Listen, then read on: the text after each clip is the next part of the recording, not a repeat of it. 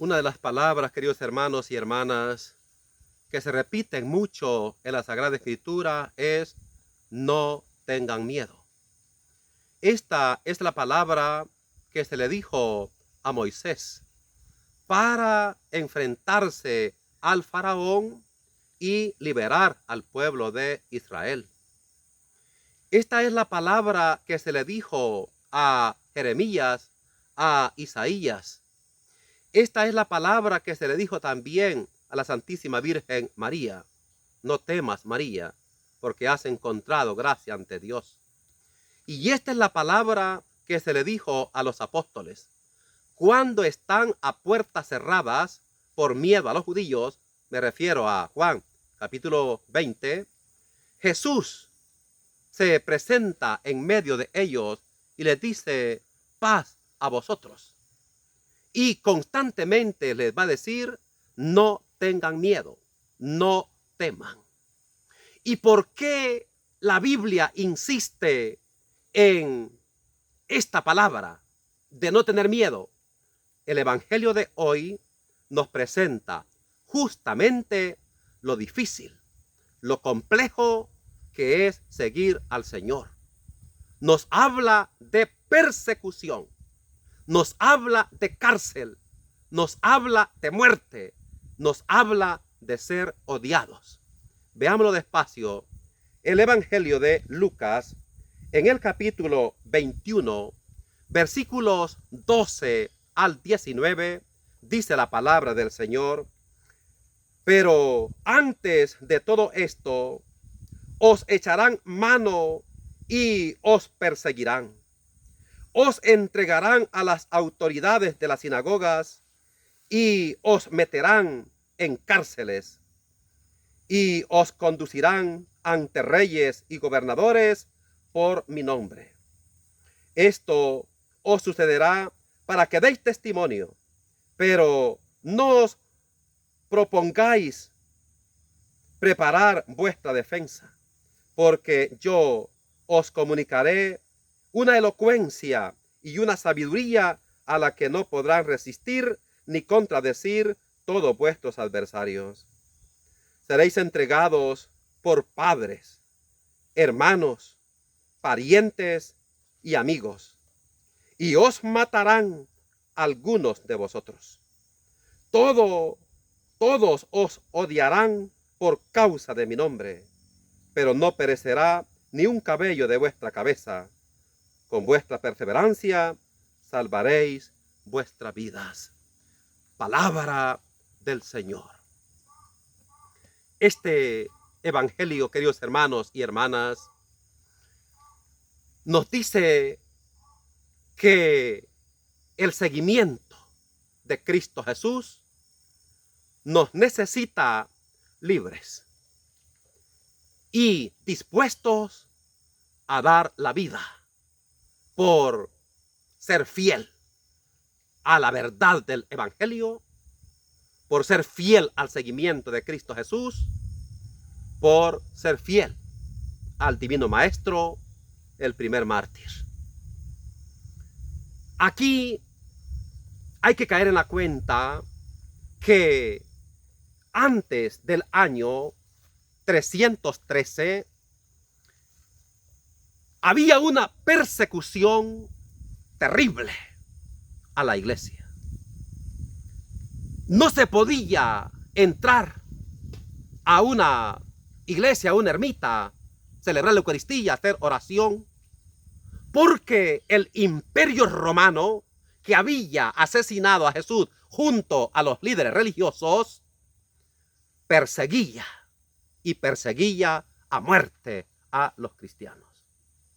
Desafortunadamente, el año 313 llega Constantino al poder y Constantino dijo: la religión oficial del imperio va a ser el cristianismo. Y entonces todo mundo es cristiano, pero sin las convicciones de la gente antes del año 313. El producto bajó de precio. Sin embargo, yo me siento orgulloso de ser católico. Porque esta iglesia, su grandeza no es que tenga mártires. La grandeza de esta iglesia es que es martirial. Esta iglesia en su esencia y en una de sus notas, además de ser una santa católica apostólica, es martirial. Porque su fundador es el primer mártir. Y a renglón seguido tenemos el testimonio nosotros de grandes hombres y de grandes mujeres que han entregado su vida por causa del Señor. Pensemos en el gran San Pedro, que acepta que lo crucifiquen cabeza abajo. Pensemos en el gran San Pablo, que acepta morir decapitado o aserrado. Pensemos en el gran San Esteban, que lo llevan a una cancha y allí lo levantan a tetuntazos hasta que le matan. Pensemos en el gran San Lorenzo, que lo pusieron a asar en una parrilla. Y cuando consideró que ya estaba asado, dijo: denme vuelta, ya estoy asado de aquí. Tenemos el testimonio martirial de Santa Lucía, que le sacan sus ojos, y tantos hombres y tantas mujeres que nos enseñan que el seguimiento de Cristo Jesús muchas veces trae grandes complicaciones. Para nosotros esto es un tanto familiar, porque eminentemente somos cristianos. Ahora, al ser cristiano y al pertenecer a una iglesia que una de sus grandes bases es el martirio, la pregunta es: ¿por qué mataron a Jesús? ¿Mataron a Jesús porque era un hombre de profunda fe? No. ¿Mataron a Jesús por andar predicando para arriba y para abajo? No.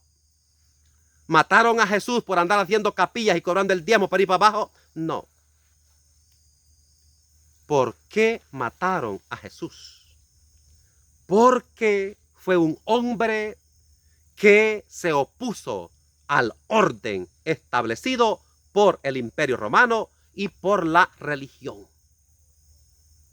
Y le mataron por defender la vida de los leprosos, que la ley lo prohibía.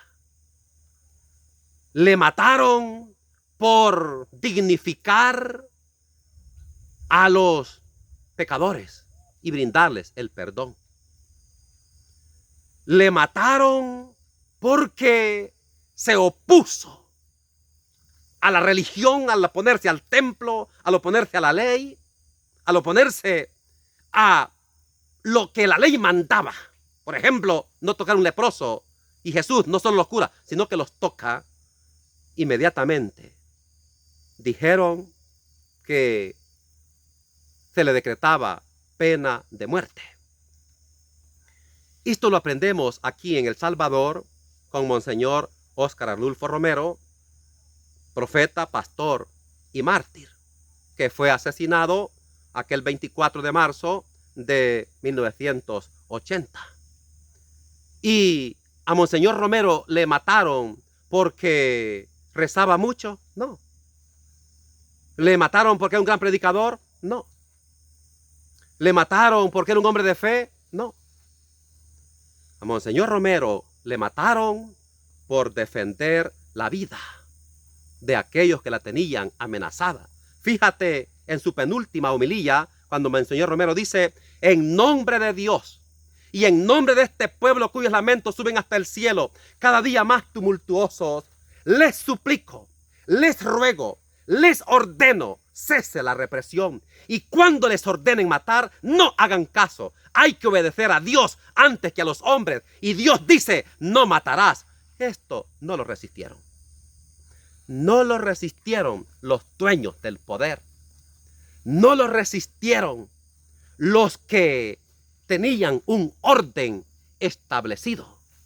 Y entonces, cuando Monseñor Romero llama a vivir este mandamiento de no matar, entonces le van a decretar muerte y le van a asesinar aquel 24 de marzo.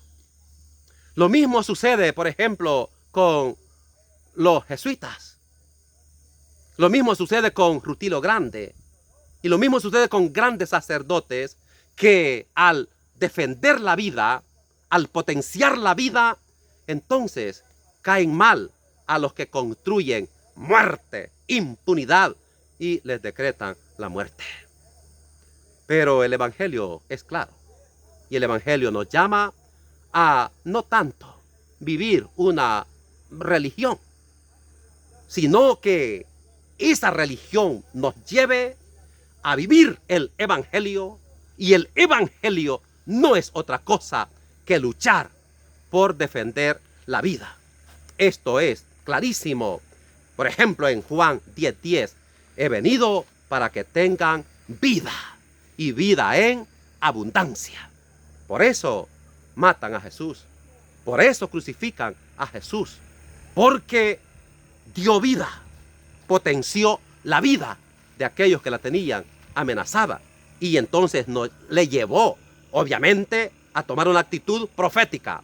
El profeta es el que anuncia que Dios es bueno, que Dios es Padre, que Dios es amor. Pero también es el que denuncia las injusticias y los atropellos a la persona y a la dignidad humana. Y cuando se tocan las causas que producen muerte, entonces se entra en serios conflictos con los dueños del poder, y la solución es matar a estos que estorban. La iglesia, queridos hermanos y hermanas, en una de sus notas es martirial, porque seguimos al crucificado, al que le crucificaron porque defendió y potenció la vida. Ave María Purísima.